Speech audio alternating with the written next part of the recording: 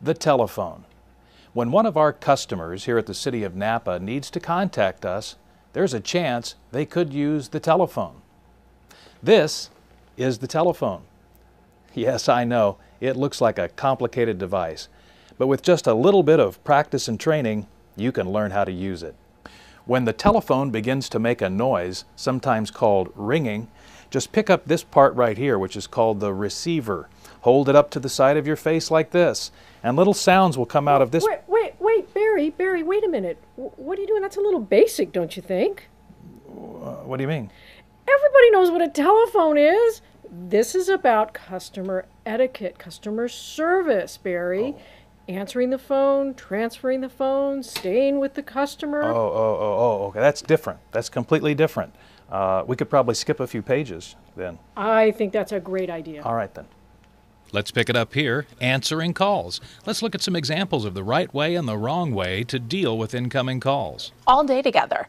And normally that's okay, but at this point I was kind of like, it was just really intense because of what happened earlier, because I remember I told you that.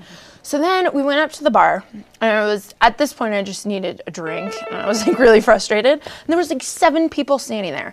And so I kind of like nudged him thinking that he would walk around them, but he didn't. And so I was really, so it was really frustrating. So then I was like, fine, I'm gonna do this myself. You know, I just want him to be a man and like go up and do this.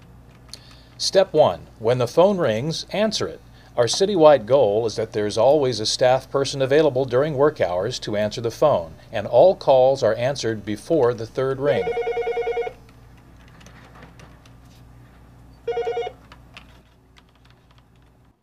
Step 2, answer each call with the proper greeting. The name of our organization, the City of Napa that is, your department, and your name.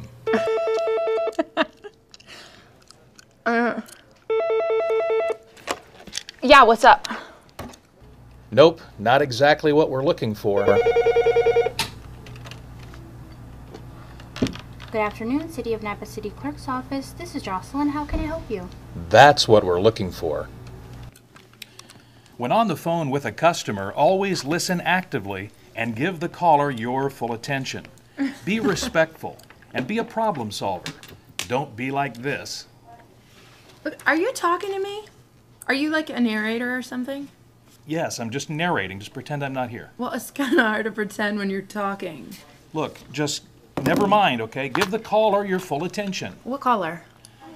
Oh, hi. What did you want again?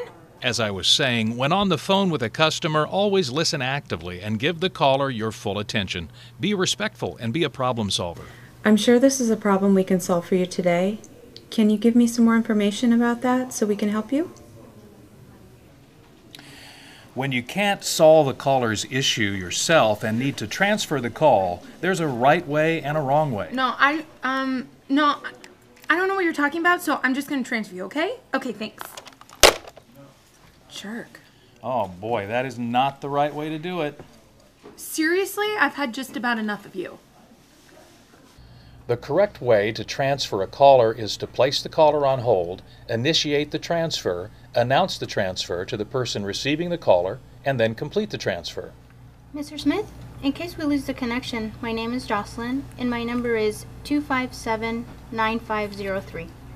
I'm going to transfer you to Jenny Jones in the planning department, and her direct line is 257-9530. Please hold on for a second. Jenny, I have Mr. Jones on the line. He has a question for you. If no one is available to receive the transferred call, ask the customer whether they would like to leave a message or be transferred to someone else. Mr. Smith, it looks like Jenny's away from her desk. Would you like to leave her a message or have me transfer you to someone else? If the caller does not want voicemail, write down a message including the customer's name, phone number, and reason for the call. So you can see it's easy to give good service when you're dealing with customers on the phone. Remember, always be courteous. The ABC rule, always be courteous. Remember to put the customer's needs first and don't treat their call as an interruption to the rest of your work. Remember to always choose your attitude and be in the moment with every caller. But what happens when someone on the phone becomes difficult? How do you deal with that difficult customer? Just send them over to me. I know how to handle jerks. When you're dealing with a difficult customer, use the LAST technique, L-A-S-T. Listen. Let the caller vent if they need to, and don't cut them off. Apologize. Even if you didn't do anything to upset them, apologize for the situation. Solve. Become that caller's advocate and do your best to solve their problem right now. Thank. Thank the caller for being patient, for giving you the background on the issue, for giving you a chance to help them, whatever you can think of. And that's our CSI Napa Introduction to Telephone Etiquette. I'm sure that now you too have the confidence to use the telephone.